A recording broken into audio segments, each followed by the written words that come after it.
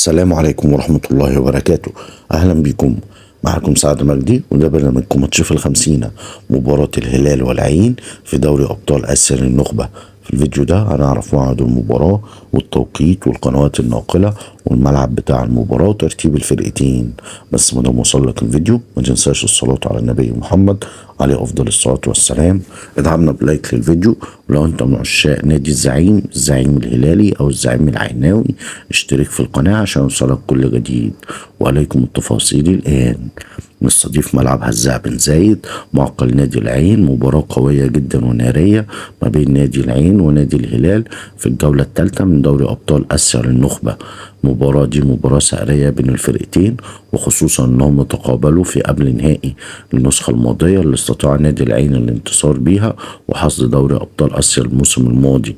يدخل نادي الهلال هذه المباراة وعينه على السقاط نقاط، أما نادي العين فلا بديل له عن الانتصار، خصوصا أن نادي العين يحتل المركز العاشر في ترتيب المجموعات برصيد نقطة واحدة حتى الآن.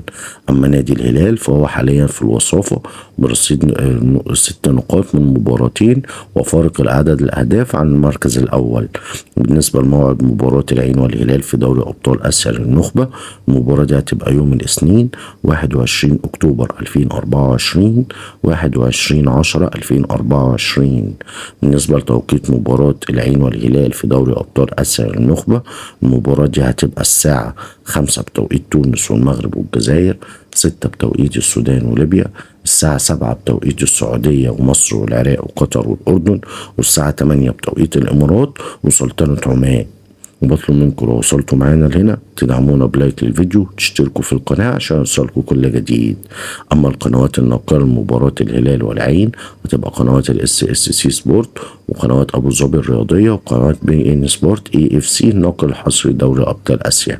أتمنى لكم مشاهدة ممتعة المباراة، وإن شاء الله هيبقى في تحليل كامل للمباراة بعد نهايتها. وإلى اللقاء في مباريات أخرى.